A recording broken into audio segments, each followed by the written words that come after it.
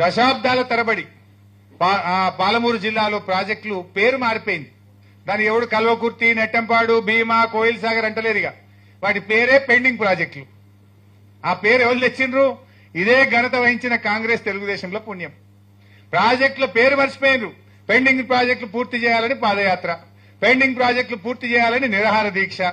ఈ ఎన్నికల్లో మేము గెలిస్తే పెండింగ్ ప్రాజెక్టులు పూర్తి చేస్తామనే కాడికి వచ్చింది కథగా. ఆ పెండింగ్ ప్రాజెక్టులను నిరంజన్ అన్న ప్లానింగ్ బోర్డు వైస్ చైర్మన్ గా, లక్ష్మారెడ్డి గారు మంత్రిగా, నేను నీటిపారుదల మంత్రిగా ప్రాజెక్టు సైట్ల దగ్గర నేల మీద జంప్కాన్ వేసుకొని పండుకున్నాం. మేము ఆడ పనిచేసినాం.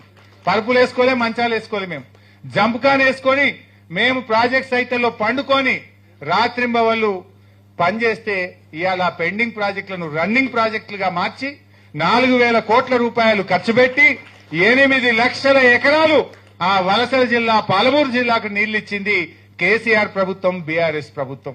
అది మనం సాధించింది.